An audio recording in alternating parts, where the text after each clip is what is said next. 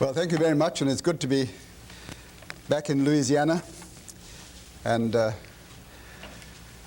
dealing again with the things that have been of such interest to me over the years. This subject of what we have called here the insensitive patient is, in a way, I think it's the most important lecture of this series. And that, of course, is because I'm giving it.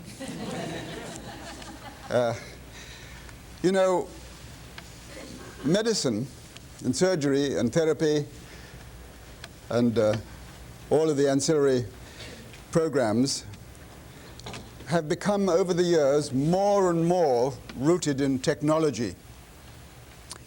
And such tremendous advances have been made in this field that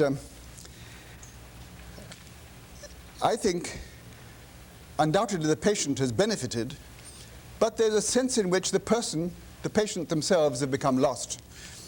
And I have really had occasion to talk about this a great deal to various types of people in medicine and in hand surgery. I was talking to the hand surgeons, the American Society for Surgery of the Hand, specifically on this subject earlier this month at the annual meeting. And they asked me to talk about it because they felt that a tremendous gap was growing between the medical profession and the patients and the public. And the gap really is because we don't have enough concern for the patient as a whole. You know, we call this a foot seminar. Great. I go to other places and there's a hand seminar. My wife goes to eye seminars. But you know, we don't even stop at that. She finds that eye seminars are too broad these days, that you have a seminar on the cornea, another one on the retina. And me, I'm basically a thumb surgeon these days. In fact, I think it's only the right thumb. And by the time a patient who's in trouble from a disease like diabetes has gone to the endocrinologist and to the nutritionist and to the foot specialist and to the shoe specialist and to the kidney specialist, really there's nobody who starts off by saying, well, now, who are you? How's the wife and the kids? What is this doing to your job and to your life as a whole? How do you see yourself? And people hardly know how to answer these questions. And so today I want to talk about the person to whom the feet are attached that we're going to be talking about for the rest of this seminar. And I've been thinking about this in a kind of abstract way, and I wonder if any of us realize how lonely is the human brain. Your brain and mine. You know, all that we are and are conscious of, our ambitions, our image of ourselves, our awareness of our friends, our suspicions about people who are working against us, the whole of our life, the soul of the individual, is locked up in a little ivory box surrounded by dense bone. The bone is so strong and dense that it's going to last for hundreds of years probably, but the brain will long be gone, because the brain is delicate and sort of soft and spongy, floating in fluid. It never sees the light. It never hears a sound. It doesn't experience vibration because it's floating in cerebrospinal fluid. Nothing real ever happens to the brain. You have tremendous surprises which are perceived by your sensory system, your eyes, your ears, and all these other things, but they aren't you. They are instruments out in the periphery, feeding information to your brain. The brain itself is absolutely, totally alone, with no direct contact with anything else on earth. I hope you're feeling lonely. Now, you probably haven't thought about this in those terms, because you feel as if you're surrounded by people. You recognize people, you talk to people, you get to know them, but you never touch them. Light from them never comes into your brain. Now, we don't need to think like that in ordinary life, but there are some of us at Carville who have seen what it's like when a person loses the instruments out in the periphery which bring them all the information about life around them. Now, this seminar is called Diabetes, I think, isn't it? But in fact, it's about people who lose sensation. It's about parts of the body that lose their capacity to communicate with the brain. But I think we should begin by thinking about the brain with which they are supposed to communicate. And the disease that sparked these seminars in the first place wasn't diabetes, it was leprosy. And therefore it isn't altogether inappropriate that we should talk a little about leprosy to begin with, because in leprosy the loss of sensations and the loss of various senses is more extensive than it is in diabetes. And I have had experience, and Dr. Troutman has had experience. Some of the people who've been at Carville for longer, I don't know who's there these days, whether Chuck's been there long enough yet, but some of us remember Stanley Stein, a person with a tremendous brain, you know, a real active, sensitive, friendly, literary, creative person, full of life, full of a desire to make the most of everything. A person who was hail fellow, well met with all the people around him.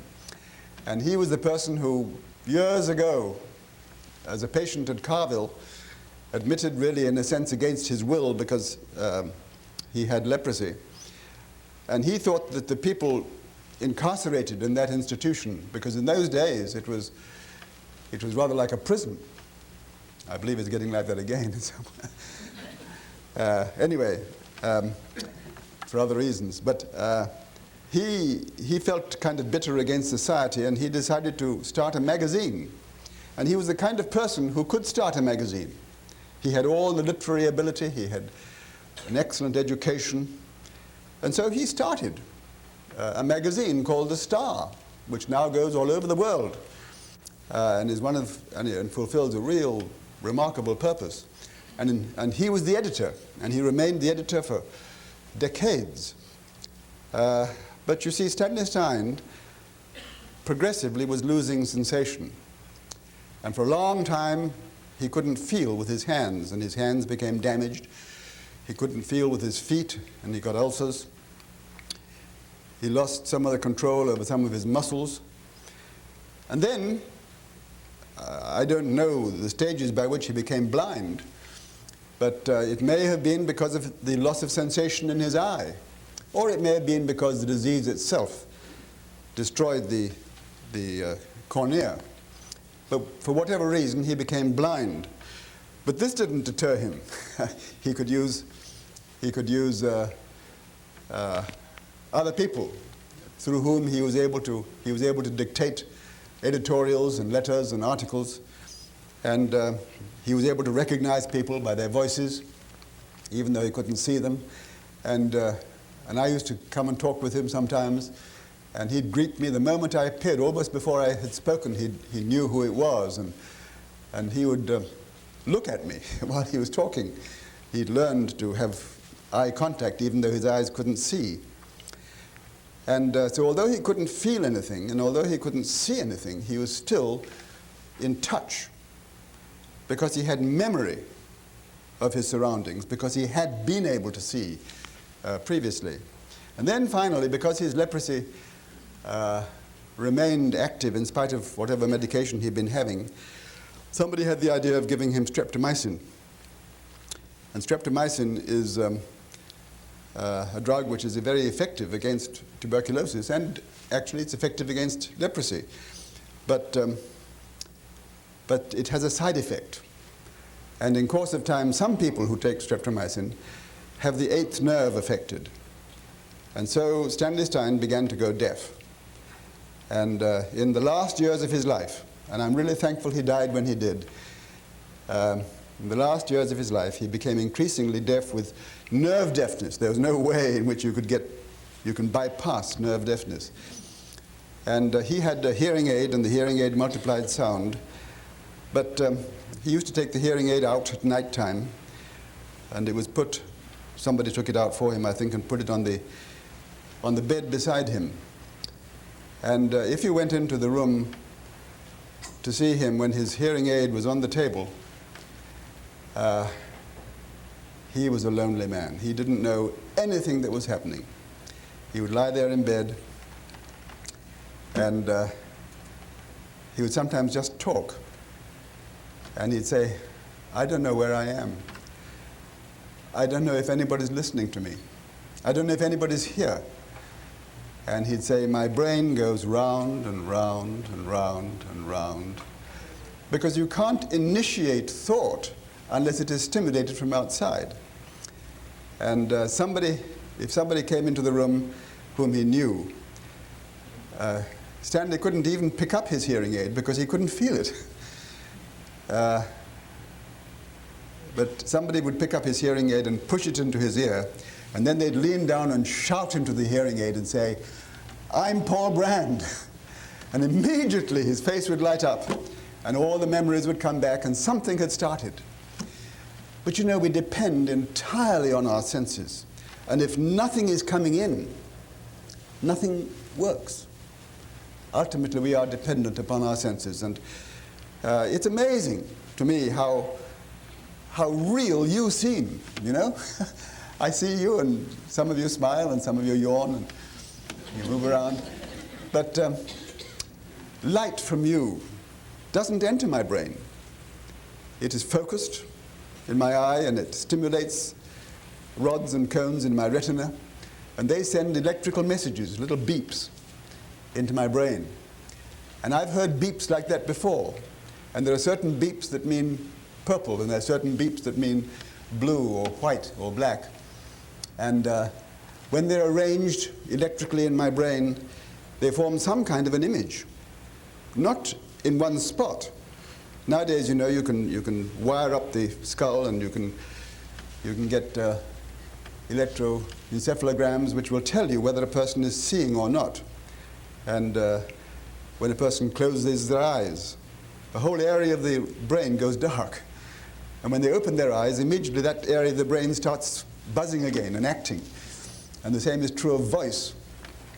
And it's amazing that every little movement that goes on means something to me.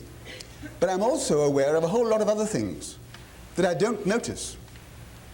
Now, can you hear the air conditioning? A kind of a buzz going on over there. I'm listening to it now because I'm thinking about it. But it was informing me of its presence long before I thought about it. And I'm wearing a pair of pants, and I can feel them now, and I can feel my shoes now. But I wasn't thinking about my shoes a moment ago, but maybe they are a bit tight. Anyway, we are just flooded with information all the time. And that is the whole of life. Life without that is meaningless as it was to Stanley Stein lying there in bed, blind and deaf and without sensation. And more recently, we've had another person, and it was a wonderful thing. I've forgotten his name now. We call him Juan, I think. Yes, that's right. Who was also insensitive, and he became blind. But to see the life coming back into him when at last somebody was able to operate and give him a little tunnel vision. So let's remember that our life is in the brain. Our life isn't out in the hands and feet. But if we're not informed of something, to us, that thing doesn't exist. Doesn't exist. And all of our senses can sometimes deceive us. And you know, the lonely person inside the brain, if once you feel that you're being deceived, your whole life changes. We depend so much on friends whom we can trust.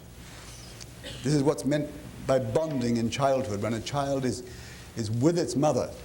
That constant tactile feeling when your lonely brain cells in the dark keep getting a reinforcement of the reality of your mother or of your father, and you begin to recognize that the mother's face is nice and soft and the father's is all bristly.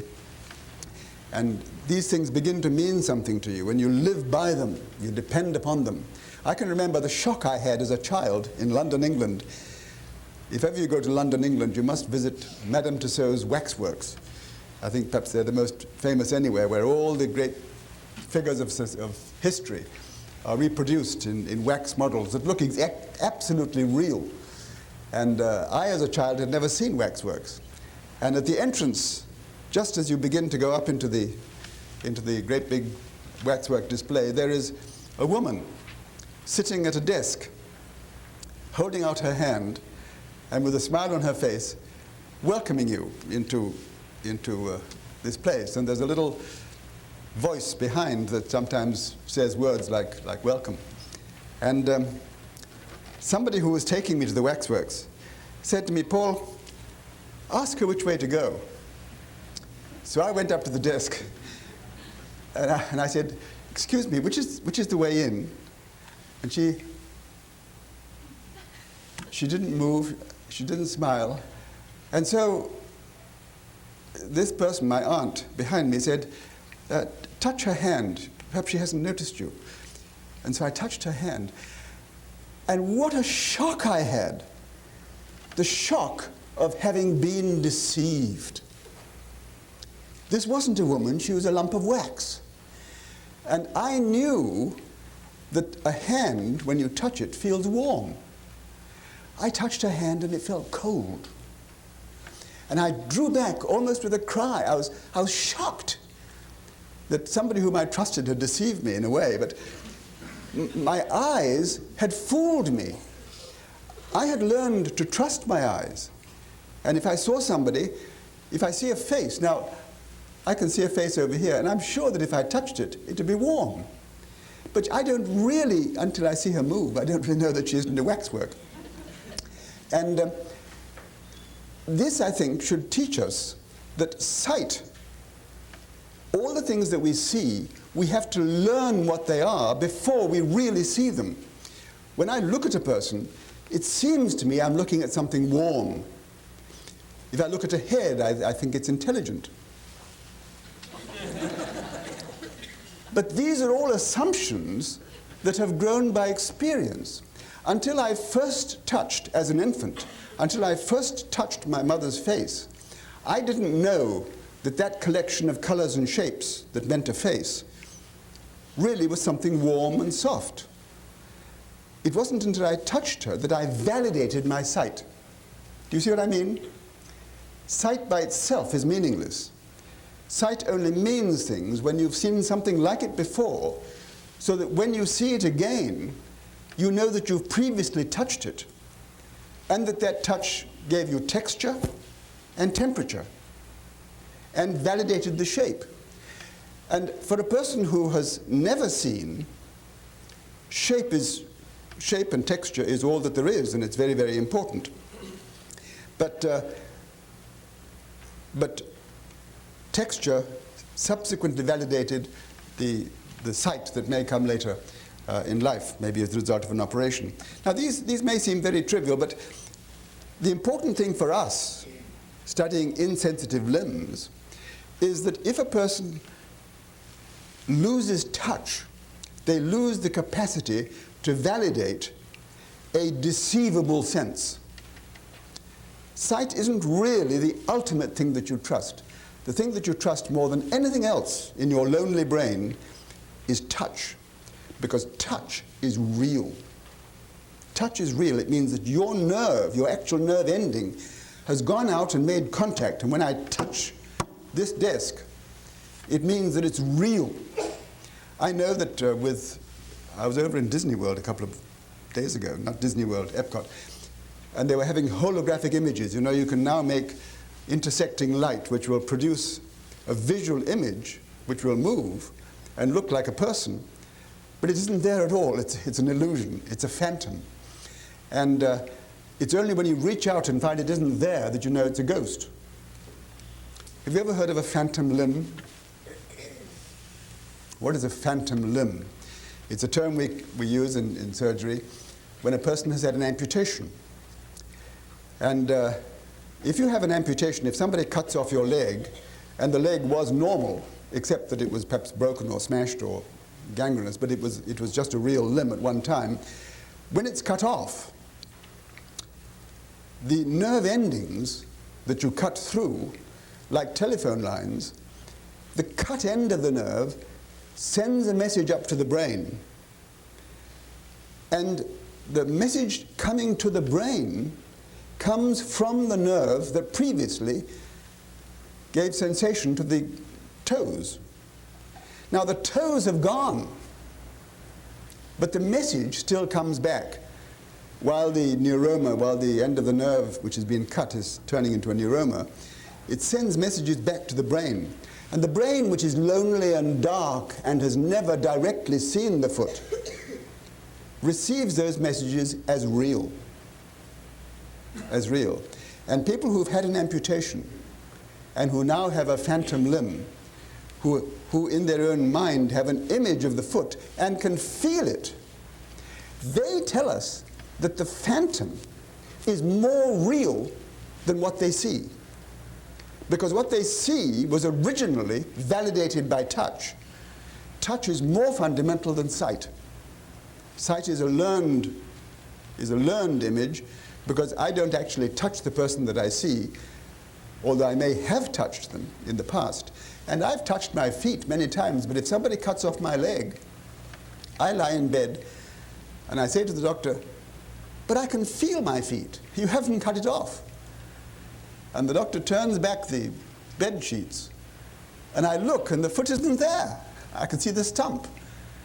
But my brain, in the dark, my lonely brain says, "Don't be fooled. It is there."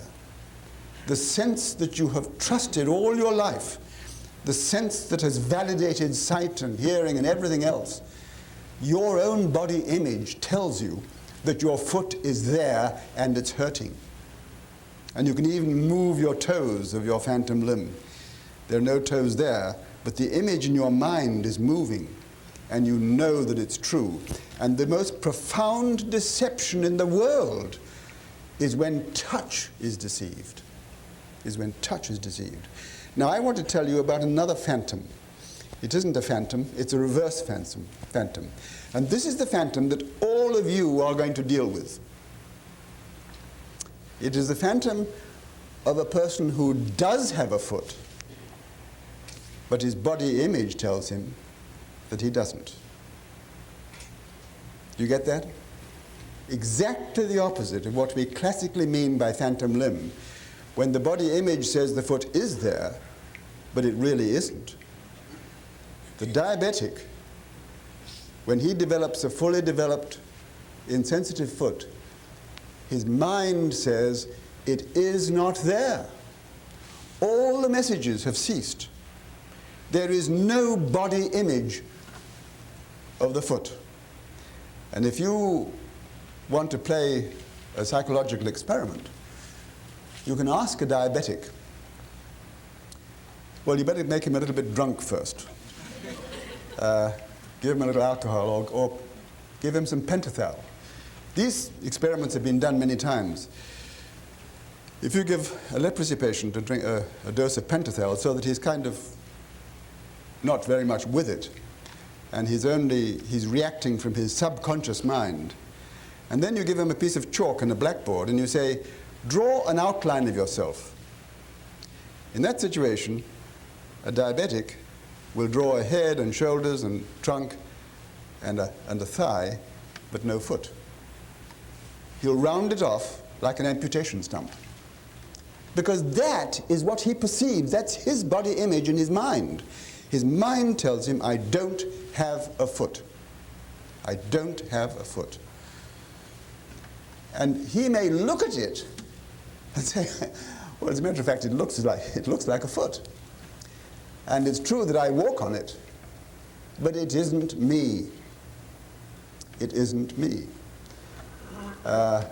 You know, this is, if you can really get hold of that fact today and act on it, you don't really need the rest of the seminar. You can go home. Of course, you paid your money, you'll probably stay. But this, I believe, is the most profound thing that you can learn. That to the patient, he doesn't have a foot. He has something there that he walks on. It's an instrument. It's useful. But it isn't him. It isn't her. And that change of attitude is the reality that is in the mind, the projection of the mind to what there is round about. And it makes all the difference to the way in which he perceives life.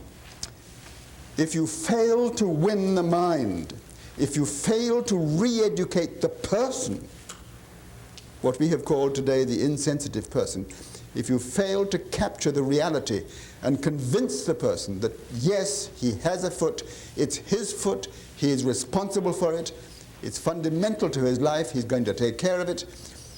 If you fail to do that, all your technology is lost. Because the problem of an insensitive foot is with you for life. And you are only going to take care of that patient for a year or two or 20 years perhaps. And the patient's going to move somewhere else, he's going to go to other people, he's going to be in other situations. And if he's only depending on your technology, he'll get other technology or he'll throw the technology away, and he will ultimately carry with him the body image which says, I don't have a foot. And so the most important thing you do, without which everything else is going to fail, is that you've got to get a change in the mind, in the person, in that lonely brain. He's got to regard his foot as something valuable. So if you fail to win the mind, you've lost the whole battle. If you do nothing but win the mind, you've won. Because somehow or another, a person who has learned to appreciate his foot, who's learned to bring it into his consciousness by every means that he can, he will take care of it. If he's going to move away from your district, he'll find another podiatrist, he'll find another shoemaker, he'll find somebody else to help him, or he'll do it himself, because it means something to him.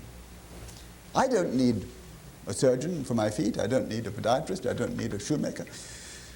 I can take care of my feet because I believe I've got a foot and that it's important to me.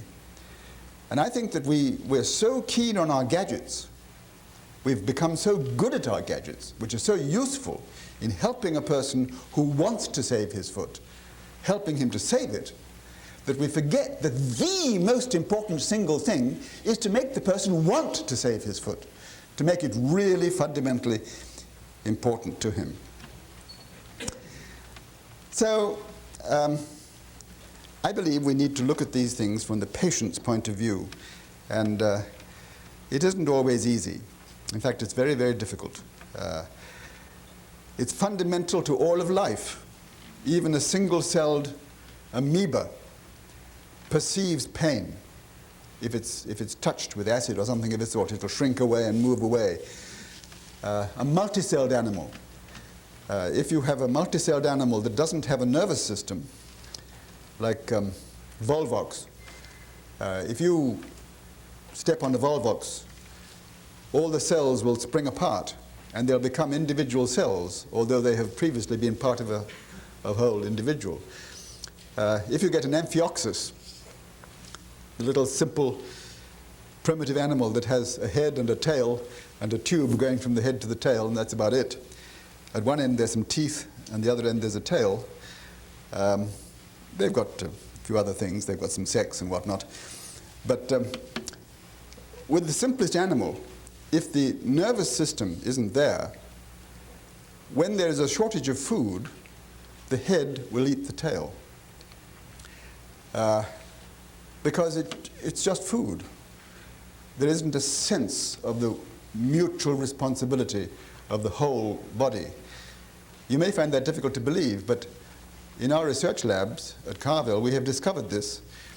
I was trying to make shoes, trying to design the basics of shoes, and we were using rats at that time. It's very difficult to make shoes for a rat.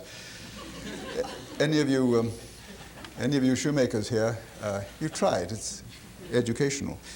But we wanted to learn to use rats, and what we did was to denervate, cut the pain nerves to 1 foot. And so the rat had 1 foot that could feel pain and the other foot that couldn't feel. And then we'd do various things to try to follow up what they were up to.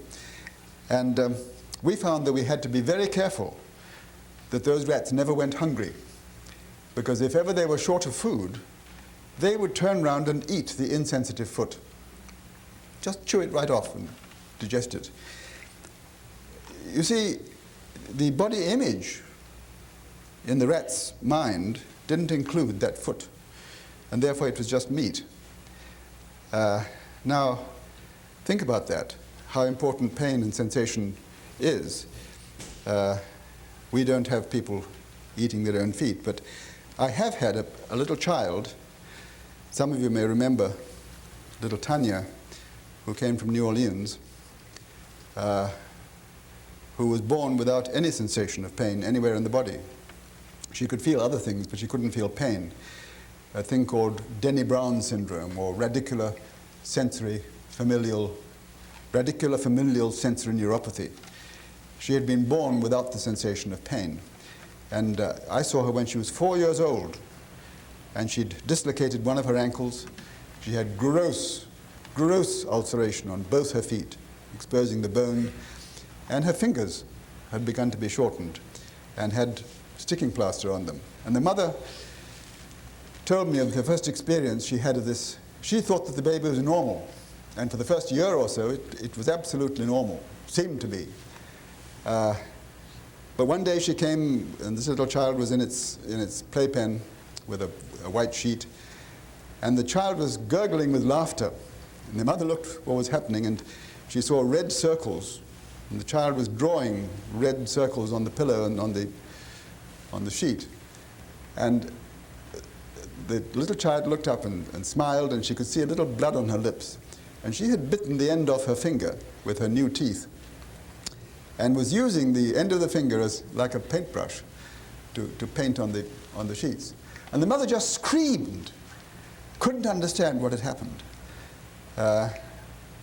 From then on, it was all downhill.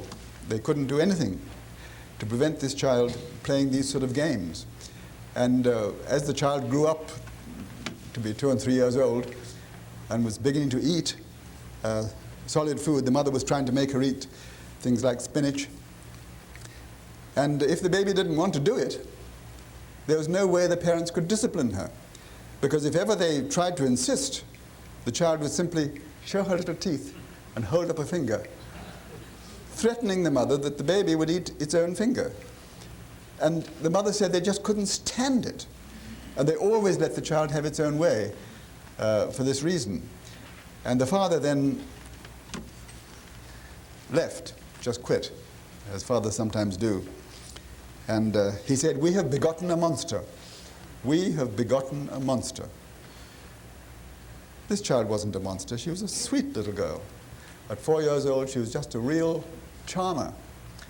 But she couldn't understand why other people made so much fuss about wounds, because wounds didn't matter. They were just fun, and they were an instrument by which she could control anybody by doing things to herself, because when she injured her finger, it hurt the parents, but didn't hurt her. And I don't think she's alive now. She was sent to some kind of a home in St. Louis, Missouri. And I telephoned, and by that time she had lost both hands and both feet, and it was just a sad story. Another thing about people who have lots of sensation in their feet is that they recognize from other people that they are badly regarded. This is especially true of leprosy patients because it affects the hands more than it does in diabetics. And leprosy patients become very ashamed of their shortened fingers and ulcerated feet, particularly when the feet have pus and begin to smell, because they can see in other people's faces that they are offensive in some way. And people regard an insensitive limb as being dead, just as a person themselves feels that their body image denies the foot and says it isn't alive. So other people, I can remember myself, and this is very important because people who deal with leprosy, who deal with diabetics or leprosy patients, and see the way that they treat their limbs, their instinctive response when they first start doing it is that this person is stupid. You don't think so much about the foot, you think about the person. Here's a person whom I have put into a plaster cast because they had ulcers. We've healed the ulcer. It's beautifully healed, but the patient knows, and I've told them that if they go walking barefoot or if they wear tight shoes or the wrong kind of shoe, they're going to get another ulcer. And I make a special shoe for them and I give it to them. Perhaps they pay for it. And then I meet them walking along the street in tight, pointed, high-heeled, patent leather shoes. And I say, what on earth? Look what you're wearing. I gave you those wonderful, beautiful shoes. And they say, oh, but I'm going to a party. I'm going to a party. I can't wear your clodhoppers to a party. And you say, but it's your foot. It's your foot. But they can't understand. And the reason is that a person who doesn't have sensation, a person who has normal sensation, basically is what we call body-oriented. That means that their own body is the most important thing in life. Things they want to do are important, but their own selves are the most important. A person who doesn't have sensation is task-oriented. What they want to do is the most important. If I want to go to a party and have a successful and joyful time at a party, that's the thing I want to do. And if my body suffers, so what? It isn't really part of me. And that kind of attitude towards their own body is something that other people don't understand. And I can remember in India, my wife is an ophthalmologist, and we'd been treating patients with blindness or progressive blindness just because their eyes couldn't feel pain. And they would sometimes scratch their eye because it seemed to be irritating, and they wouldn't realize they hadn't shut their eyelids. And grit would fly. There's a wonderful view that I can remember in India. There's a rack railway going up the mountains of the Nilgiri Mountains, and the most beautiful view that I have ever seen almost is looking out of the window up those mountains as this little narrow gauge rack train toils up the mountain. It crosses a suspension bridge. Actually, it's a kind of loose bridge. It swings a bit. And you go over this deep, deep ravine gorge. And as you put your head out of the window, it's just the most wonderful view. And I'd take any travel detour to be able to see that view on the way. And I put my head out of the window, and a piece of grit, it's a coal-fired engine, a piece of grit from the engine flew into my eye. And I crouched down in the carriage, trying to wipe a piece of grit out of my eye, and my eyes were streaming with tears. And by the time my eyelids gave me permission to look again, the view had passed. But you know, even so, even though I'd lost the view, I remembered to say, thank God for pain. because my leprosy patients would have reacted differently. They would have perhaps known that a piece of grit had fallen in there. It might give them a little bit of blurring and tearing, but they would look at the view. They'd look at the view because this is what they want to do, this is what they've come for. And they would hope it didn't affect their vision, but the task is the important thing. So your patient is task-oriented. If he wants to walk 5 miles, if he wants to go jogging because his friends are going jogging, he'll do it because that's what he wants to do. Everybody else will only do it if their body gives them permission to do it. And this is an important thing for us to understand, because people who behave differently, we think of them instinctively as stupid. And I believe this is the basis of the stigma of leprosy. And there is a stigma in diabetes too. It's the stigma of what in India they used to call creeping death. Just as a person who can't feel thinks of his own limb as being dead, so other people looking at the way he behaves think of him as somebody who is dying by inches. In India they call leprosy the creeping death because of the way people treat their limbs. In fact, I carry a few horrid memories. One of them was in New Guinea. I was doing a survey of leprosy patients in the island of New Guinea, and there was a big leprosarium there run by a fine Catholic organization. And I remember going there, and all the patients had been told that there was going to be a foot clinic and that a visiting expert was going to come and have a look and perhaps advise them about their feet. And that the clinic was going to start when the bell rang. They had a kind of a church bell, and they rang it for clinics as well. And I arrived, and they began putting an open-air clinic, and all crowds of people began coming towards the clinic. And there was one man who was on crutches with one foot bandaged. And he began coming towards the clinic on his crutches. And suddenly he recognized that everybody else was moving faster than he was, and that he was going to be at the end of a long line and might get left out. And so he quickly picked up his crutches, tucked them under his arm, and ran. And he really ran fast, and he was kind of running unevenly. And he arrived at the clinic ahead of most of them. And when I saw him, he was smiling and pleased with himself.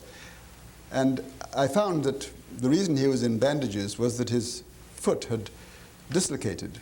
And he was given crutches so as to keep that dislocated foot. The foot was kind of loose on the end of his tibia and fibula. And while he'd been running through that rough ground and mud and gravel, his tibia had come through his bandages.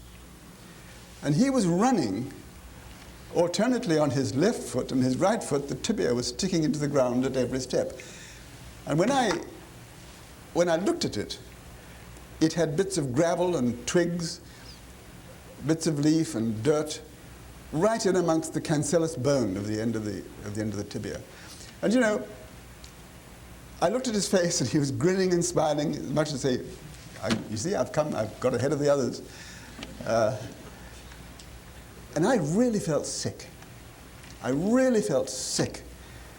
And to me, I got that feeling that is the root of the stigma of leprosy, when somebody demonstrates grossly that this isn't their foot. It isn't part of them. Now, you have got to change that. You've got to give them good shoes, you've got to give them good treatment, you've got to test their temperature, you've got to do all these other things. But basically, you've got to change that. And how do you change it? Well, first of all, you change it by your own attitude. You have got to have respect for the person. And you've got to demonstrate it. You've got to make it obvious that you know that even though they don't regard their foot, you do. And it's something very precious, very wonderful. And always never examine a person without finding something that you can praise, something that you can show appreciation for. You look at an X-ray up on the viewing body, and you say, what? Look at that beautiful mid-tarsal joint you've got. Of course, it's a shame lost the end of your metatarsals, but look at that lovely mid-tarsal joint. You know, if you're careful with your foot, you can keep that. And those joints, if only you could look inside them, you'd see synovial membrane and good solid cartilage, and there's a coefficient of friction that is the best. That human joints have a wonderful low coefficient of friction, and it's an amazing mechanism. And even when a person has an ulcer, perhaps you put them in a plaster cast, and you take the plaster cast off and there's still an ulcer there, but you say, look at that, isn't this beautiful? Look at the edge of the ulcer. Now, you know, when you look at an ulcer that's healing, you see skin going down to a certain point, and then you see a blue edge, faint kind of iridescent blue, going down to the granulation tissue. And first you comment that their cells, their own healing cells, the polymorphs and everything else, have gotten rid of the infection. And you comment on the redness of the granulation tissue and say, this shows that your blood vessels are busy building out and filling up the cavity. And it shows that you've got good, healthy macrophages and good, healthy red cells. And then you point to the edge of the wound where the new epithelium is growing over the granulation tissue. And to me, that's an exquisite process, because the good, thick, solid epithelial mass of the skin gives way to the delicate, new, thin, transparent layer of cells that's growing over the granulation tissue. And when you look at that, you can detect a kind of violaceous hue, a little bit of slight blueness or purpleness. So you get the skin color, then you get this little violet margin, and then you get the red granulation tissue. Now, I make a point of showing that to the patient. Say, look at that blue edge. That shows that your wonderful epithelial cells are growing over the granulation tissue. And that's going to become real solid skin. Isn't that exciting? Isn't it wonderful to know that even though you can't feel your feet, even though you don't know that they're there, they are full of cells that are loyal to you and that are doing a wonderful job building new skin and building new structure. They're doing it all for you. And you know, you can get excited over that. I really get excited. Just in the same way that you can get angry on one side, you can get excited on the other. And if you talk about it and show it to them and demonstrate that their foot is real, it may have lost its nerves, but it still has its blood vessels, it still has its macrophages, it still has its ability to heal, and it's a good foot, and it'll last them year after year and be a wonderful part of their activity. You can get them excited. There's a sense in which when they damage themselves, you can feel pain for them. They don't feel pain. But you know, I believe that it's appropriate to show distress. I found this very, very important in India as I was treating leprosy patients. Sometimes I would operate on a hand and reconstruct it and get tendon transfers, muscle transfers. And they'd go away and they'd use their hand and they'd get a job. And then something would happen and they'd damage themselves because they couldn't feel pain. And they'd come back and sometimes they'd be crying. And if they were crying when they came back, I knew that we had won the battle, because their hand had begun to mean something to them again. It was their means of earning their living, and it was a wonderful thing. And then, you know, I would feel distress, because this was my work. I had involved myself. My reputation was in their hand. And almost as if it was my hand, I could feel pain for them. And I believe one can project pain. One can project pain. I have, unashamedly I say, I have wept with patients. And I believe that the time when I have done so has meant a great deal to them. In fact, there was one man who remembers it. I was back in India last year, and one of my old patients, a man called Sadigopan, came to see me. And he talked about the past, and he said the things that meant a great deal to him. He said, first of all, I remember your wife. Everyone remembers her. That she had invited him into our home And there he'd appreciated being with the family, and that meant a lot to him, far more than the operations that we had done. And he said, the way you handled my hands and my feet, and the way in which you seemed distressed. He said that he saw tears in my eyes. I don't know whether he did or not, but anyhow, that was what started him appreciating his own feet. And I believe that we should do that. Think about the person, not only about the foot.